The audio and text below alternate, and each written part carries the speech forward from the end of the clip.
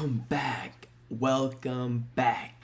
Today, we're yapping about the tankathon. The NBA is so down bad at the bottom right now. We already know who's tanking. We already know who's going to be bad. There's a couple of teams in mind right now that you already know are going to be in that top 5 bottom tier. First off, we have the Nets. The Nets are going to be down there. The Wizards, the Pelicans, and the Kings. And they're not just going for a Cooper flag. There's 3 prospects this year that will change the trajectory of these franchises. First, we have Dibastanza from BYU.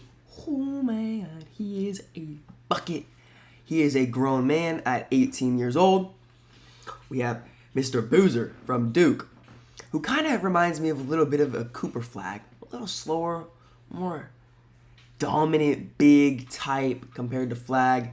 And then we have Mr. Patterson, one of the two. He looks like a young D-Wade, Kobe mixed into one. These 3 guys are going to change one team's trajectory forever. And the first team we're going to talk about is the Brooklyn Nets. A team that has had little to no success since the big ticket trade that landed them. Kevin Garnett, Ray Allen. They had a couple seasons with KD. We're 1 game away from the finals. Since then, it's been lackluster. They are in a spot right now where it's tank. It was obvious before they came into the year, it was full-on tank mode for this team. They have made 0 improvements from last year. They're 24th in offensive rating. They got the worst defense in the league now. What did you expect by adding Michael Porter Jr. along with Cameron Thomas? That duo is very... I don't know if it'd be exciting to watch. Let me know, Nets fans. Is it exciting to watch, or do you just know they're going to huck up 80 shots and not play make at all? Which is the biggest issue with this team is their playmaking. They are a stagnant, ISO-centric offense. Sometimes the new coach, I got from the Nuggets last year, I believe, he's been adding a little more center-centric up top of the key, giving the centers more to build more around, make it easier on everybody to play make, which is helping Nick Claxton a little bit. Nick Claxton looks the best he's ever looked. He's playing amazing. He's probably going to be a key trade piece down the line. He's making his free throws. He's taking more shots. He just looks like a more aggressive big. And a lot of teams will be looking for that. The biggest issue for this team is their usage of their rookies. This was a team that they used all their picks, all 5 of their draft picks, 4 first-rounders at that, with only one of them playing a decent amount, and I wouldn't like 20 minutes for Igor Dimin. He's a project guard, you could say right now. He's shooting the ball decent. Which was a big thing for him. Off the dribble. With the ball in his hands, he could be something. He's got potential off the dribble. He's a decent playmaker. He's big-bodied. He's going to be a good defender. He does everything a coach will ask him to do except for playmake. And that's what it seems like. They drafted 2 guys who they thought could come in and playmake. Honestly, all of them could dribble the ball. Traore from France, he could dribble the ball. So Raf could dribble the ball. Wolf could dribble the ball at 7 foot. But all of these guys, it's literally like they were taking a lottery ticket. We're going to pick guys that we think could hit their max upside and be good for us in a couple years. Because they weren't competing this year. They're not competing next year. They're not competing the year after. They may compete in 3 or 4 years down the line. But this is a well-ran tank. And I would not be surprised after this Cam Thomas injury that they run away with the first place odds. They really should. The offense is not fun to watch. They don't play defense. It's a tank. Tank on Brooklyn. The second team we got in the tank race are the Washington Wizards. This team is another train wreck, but fans shouldn't be too scared because this is going to be a fun to watch tank. And I say that because they found 2 franchise guys, I'd say. Keyshawn George and Alex R. Both studs. In their second year, young. They're going to be developing for the next 2 years while they find pieces. Alex Sarr, where do we begin with this guy's jump this year? Holy moly. All-star. He's going to make the All-Star team. He could win Most Improved. He is getting to the rim at an elite rate compared to last year. 9.9 points in the paint last year, up to 18.9. It really just looks like him. Wemby's 7'6", but him and Wemby, it's like they forgot how OP they were in the paint. And then their second year, they're like, okay, let's make this sport more easy on us. We're 7 feet tall. Let's get to the rim. And it's working to a T. He already has 4 double-doubles this year after having 10 in 67 games last year. That was the issue with Alex Sarr. Where's this size? We see the shot selection. We see the movement with the ball. We see all this crazy projections for why he went second overall. And this year, we are seeing that come to fruition. Rebounding beast. 2 blocks in, I think, every single game this year almost. He is so fun to watch. Congratulations for that, Wizards fans. Best player in that draft class. We also have Keyshawn George. He has been playing very well. He is an elite defender. 6'7", can handle the ball. I want to see him shoot the ball more, though. I want to see Keyshawn shoot the ball. My biggest issue with this team is that if they made some right decisions, they could be competing this year. Denny Advia. What were they thinking trading Denny Advia? I've loved Denny for years. I always knew this guy was going to be an all-star. And the Wizards just gave up on him too early. I don't know if they gave up on him too early, didn't like the fit. And they traded him for Bub Carrington and a couple picks. Bub Carrington is as useful as the bottom of my shoe. He is garbage. Liability. Can't shoot. He's terrible. He's not good. For this year's pick for the Wizards, they picked Trey Johnson. He's a shooter. Moves well off ball. And guess what? They're not using him off ball. They need to get rid of CJ McCollum. He takes 15 shots a game. 15 shots that could be going elsewhere. It's going to be a hard contract to get off of, but I would just not play him. I'm sorry. These teams need to fully commit to these tanks. Stop playing old heads. Chris Middleton and CJ McCollum should not play more than 10 minutes a game. Commit. Commit to the tank. You're already there. Commit. At least the Wizards have Alex Sarr. That's the thing. They are one piece away. A Dibistanza, a Patterson, a Boozer away from competing for a long time. I'd be excited if I was a Wizards fans. Tank on. Next, we have a decent surprise. The Indiana Pacers. After being so close to an NBA championship, Tyrese Halliburton's horrible injury, man. I hope he gets back soon. He's so fun to watch. And he's a baller. He's a gamer. I love Tyrese Halliburton after watching Starting 5. One of my favorite players in the league. Get back soon. Indiana needs you. The NBA needs you. But, man, that's all you get to say about this team. Injuries. Injuries. Injuries. Who hasn't missed a game on this team yet? I don't know, and that's been the issue. Pascal Siakam's been their main option. With all the usage, his stats are only going up as expected. He's shooting on decent splits, but should never be the main part of an NBA offense. He shouldn't. Mr. Spin cannot do that. Losing Miles Turner has been detrimental for this team's defense. The defense on the perimeter is already sketch, and now everything in the paint is like a free layup. Free layup. They have no presence in the paint whatsoever. Losing Miles Turner has been brutal. Those guys are important nowadays. Having a guy who can space the floor and protect the paint, you don't find them that often, especially when they're 7 feet tall. Horrible loss for them.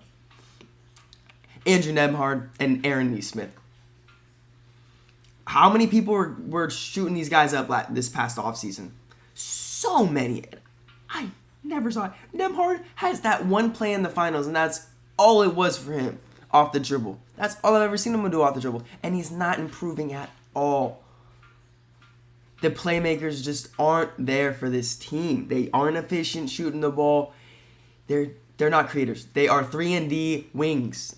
built for Tyrese Halliburton to pass to them, to have one-on-one opportunities, not to build the ball up, run pick and roll off him. It's just not. Benedict Mathurin, the guy who was supposed to be there to score the ball, has been hurt. TJ McConnell, the guy who was there to play make and score the ball, has been hurt.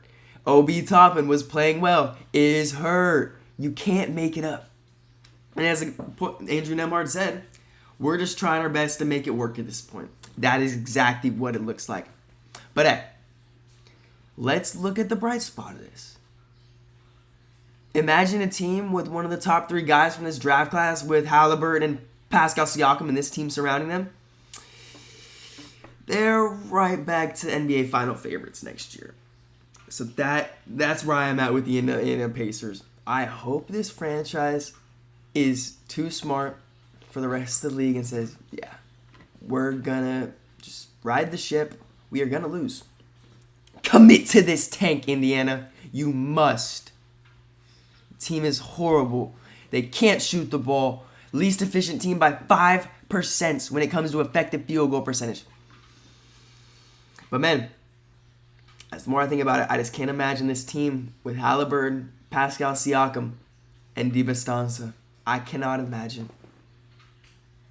Commit to the tank, Indiana. Now we move on to a team that's always been, what if? What if Zion stayed healthy? What if Jordan Poole was still good? The Pelicans. This is a team that's in the middle of contention, rebuild. They're in this weird spot where they have Trey Murphy, Herb Jones, 2 guys that every competing team would love. Just wasted on the roster.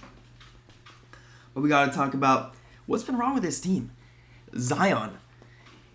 I don't know if losing weight has affected his ability to get big in the paint, but his efficiency is down in the paint where he was dominant. He's a shell of himself. It was what it looks like.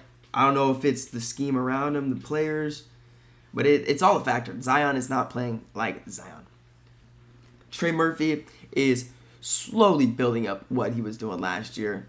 Extremely efficient shooter. But this year, he hasn't been shooting lights out, which is what we expect from Trey Murphy, because that's what he is extremely elite at. Jordan Poole is Jordan Poole, guys. I wish he could come back. Our third splash bro's gone. He's still recovering from that Draymond Green punch as we speak. He's on a horrible contract. Inefficient. Bad playmaker, or mid playmaker. It's over. It's over for Jordan Poole, friends. It's sad, but it is. Herb Jones, another guy. Herb Jones is Herb Jones. Great defender. 3-and-D wing. Sucks he's on this team. I would love to see him in a playoff environment. That's where he'd be insanely good. I would love to see that. Derek Queen, one of their draft picks this season. He looks like a baby Jokic out there. He does. This past game, wow. His feel around the rim, his playmaking, he's very smart. You could see his IQ on the court. He is a horrible defender. Probably one of the worst in the league. Dude, he's a no-show in the paint. Oh my, dude, wow. He is a cone out there. But yeah, they traded their first-round pick next year for him, so he's going to have to be Nikola Jokic for it to be worth it, or else that pick next year is going to be very high. We have Jeremiah Fears. Jeremiah Fears. This kid has some traits, dude. He is fast. He is very raw. He's very raw. But he has all these building blocks when he's a decent playmaker.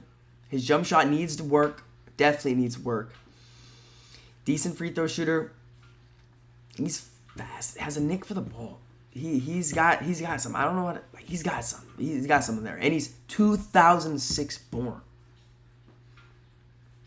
Do you guys feel old yet? 2006 born Jeremiah Fears. The Pelicans. This is another not fun tank. You got Fears. You got some players you know that are going to be decent. You get to watch Zion, I guess, when he's healthy. But Pelicans, tank. Another failed year.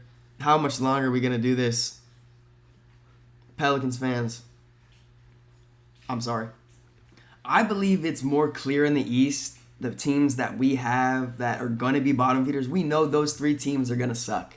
In the West, besides the Pelicans, I could see all of these teams not being good. The Kings, will the Kings blow it up like the reports say? They are terrible. I don't know what they went into this season thinking they were going to compete. I don't know why they didn't blow it up last offseason. We got to see if they blow it up, they're going to be in contention for this top pick. We have the Mavs. What are the Mavs going to do?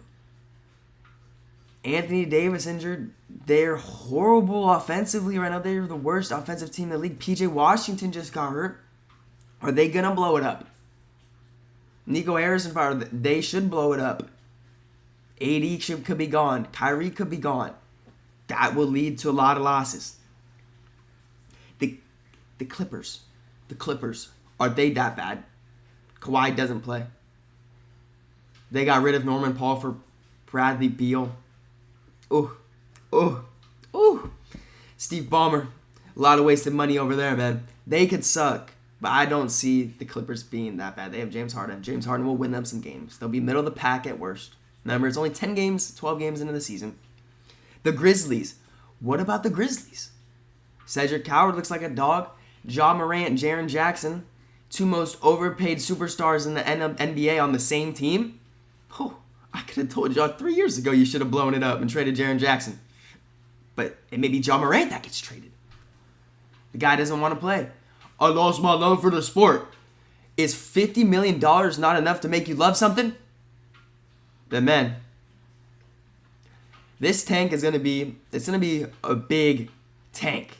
One of the most important in years since When Bananas. You could even say last year. But last year was fraudulent. Last year was gifted to the Mavs. We know that. The Spurs got Wemby. This season could be 3 superstar players finding one of these destinations.